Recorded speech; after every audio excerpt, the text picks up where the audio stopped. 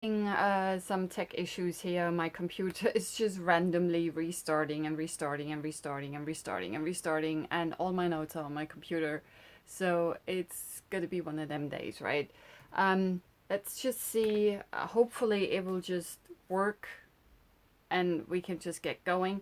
We're on episode 21, which is kind of cool. So I've been doing this for quite a while now, nearing the 6 month completion or 6 month mark, which is kind of wicked considering I've been doing this pretty much once a week. Let's click on that. So yeah, that's kind of exciting. I've been watching a bunch of movies this week. Two of which I will be talking about. The third movie I've watched. Let's turn this down. Yeah. The third movie I've watched was Mission Impossible Fallout. I mentioned that on one of the previous shows that I wanted to go and see it again because I wasn't necessarily a fan of it. I enjoyed it quite a lot, but because I am a huge fan of the series, and especially the previous one, Rogue Nation, that introduced us to Rebecca Ferguson's character, Elsa Faust, is, I think, pretty much my favorite or one of my favorite Mission Impossible films. So when Fallout came out, I don't know, it was good. I really enjoyed it. Oh, here we go. Okay, I can hear myself, I can see myself, not that that's a good thing. So that was really cool to see that again. And I had different set of expectations this time around, so I did enjoy it a lot more. And yeah, like I was saying in my review, if you've watched my show when I was talking about Mission Impossible, it is a great film, is a great Mission Impossible film, and it's got really, really great action sequences, and it's a lot of fun. But there's also stuff in between the action sequences that I think don't necessarily like combine the action, like, what's the word I'm looking for? Connect the action sequences to each other, and gives a nice, well-flowing narrative. You really just hop from one action sequence to the next, which is not a bad thing. But I thought the previous one didn't do that.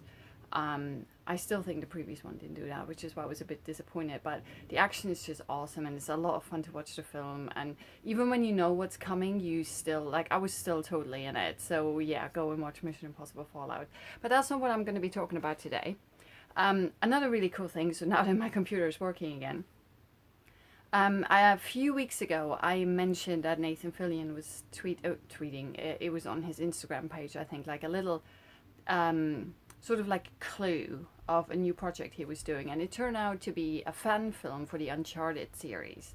Now, if you don't know what the Uncharted series is, that's basically a series of video games by a company called Naughty Dog, and pretty much the sole reason why I am the owner of a PlayStation.